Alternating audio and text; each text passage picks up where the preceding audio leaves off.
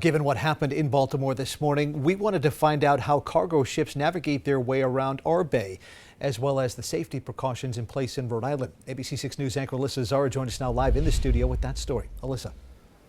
John, I spoke with the chair of the Rhode Island State Pilotage Commission. The commission's job is to make sure that cargo ships coming into Narragansett Bay are being operated in a way that's safe for the public and the environment. And the Baltimore bridge collapse is something they'll be reviewing.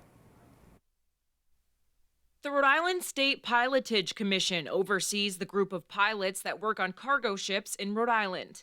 The pilots are from a private company, the Northeast Marine Pilots Association. It's actually a really dangerous job, and these mariners are highly skilled. But what they do is they have these really fast boats.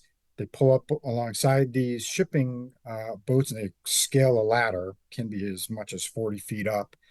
And then they get up and they actually pilot that vessel. So, navigate that vessel into port. According to Jason McNamee, the chair of the commission, the majority of cargo traffic comes up the East Passage, underneath the Newport Bridge before going to Quonset or the Port of Providence. Anyone who's used the Newport Bridge, and looks down and sees those container ships steaming through that relatively small space has got to have the same sort of stomach moment where you think, well, golly, what's preventing that vessel from striking a pier if they should lose power or lose steering? McNamee says preventative measures fall on the commission to monitor these pilots' training from beginning to end and make sure they are meeting the necessary requirements to perform. Making sure they're keeping current on their training.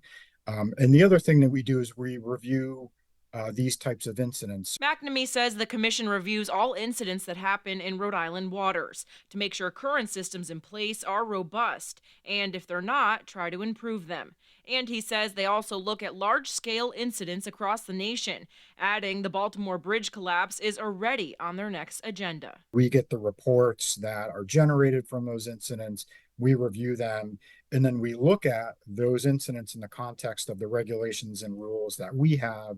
And we also talk to the pilots, the company itself, about their policies and how they're kind of managing their business. So, all of that is done with an eye toward safety and making sure there's safe operation of these really large vessels when they're in Rhode Island waters. I did reach out to the private company that these pilots work under, the Northeast Marine Pilots Association, and they declined to comment. John, back to you. Alyssa.